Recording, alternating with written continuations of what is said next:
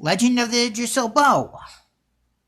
Sometime later, Iryne and Gilius walked into King Woodforest's throne room. The throne room was dark. Moonlight shone through the giant stained glass windows behind the throne.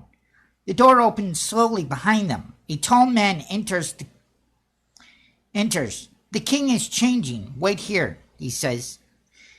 As he walked down the throne room, he paused at each of the pillars.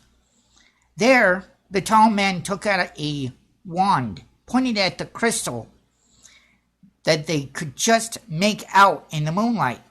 The man said something in a language that neither Iryne nor Gilius could understand. A spark jumped from the wand into the crystal.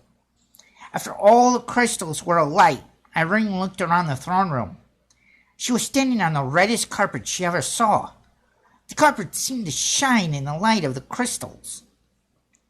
The pillars had a spiral of gold overlaid upon it.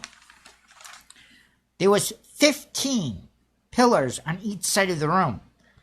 The man stood in front of the throne, pointed his wand at a large crystal, and with a flick of his wrist, the crystal exploded into a brilliant light.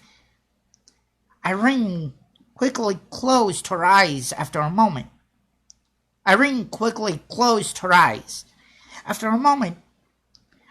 could see that the throne room had a vaulted ceiling. The pillars seemed to flow from the ceiling itself. Iryne could only stand there in awe of how everything shined. She seemed to dance as she walked, trying to take everything in. Her trance was only broken by a voice saying, "So, I take it. You like my palace?" "Oh, yes, I've never seen anything like this. It's hard to take it all in." Here the king turned to Gilius. "There's someone you two should meet. May I introduce you both to my son, the leader of the local garrison, future ruler of the king of this realm, Sir Prince Owen." The king waved at the door he just came from. A 20-year-old man with a bright red hair and green eyes walked in. The man stood 5'6" tall. He was wearing modest armor in spite of his royal status.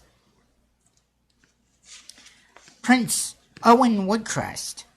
Owen, to his friends. Here he turned to the dwarf. "And you are?" he said with his hand held out. The dwarf took it in both hands. "The name's Gilius Thunderhead, king of the dwarves," he said as he released the prince's hand. The prince turned to Iryne with a hand held out. "Prince Owen, pleasure to meet my sister at last." "My mother never told me I had a brother," Iryne said shaking her head in disbelief. "Well," Owen said in a sympathetic voice, "maybe she couldn't. I don't know. You would have to ask her. You would have to ask our mother, Selena, about that. But I've known about you since I was 1 year old. I was hoping to meet you one day, as well as our mother, just none under these times." "I don't think she could," King Woodforest spoke in a sad tone. "You see, Iryne, your brother was delivered late one night by Selena, dressed in a black robe. I was walking around the castle when there was a knock on the door. One of my personal guards opened the door when Selena handed the boy to him. 'Choose a good name for him,' she said, 'for I will never see him grow into the prince he will become.'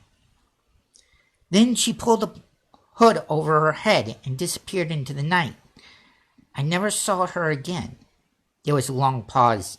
Turning to Iryne, the king asked, "How is Selena doing?" I don't know. The village was the first one to attack. Gilius assured me that Death Adder wouldn't attack the same place, but Still, Irene's voice trailed off. I didn't know, King Woodforest said in a concerned tone. Nor should you. We Amazons are a proud people. Sometimes I think we're too proud for our own good, but proud nevertheless.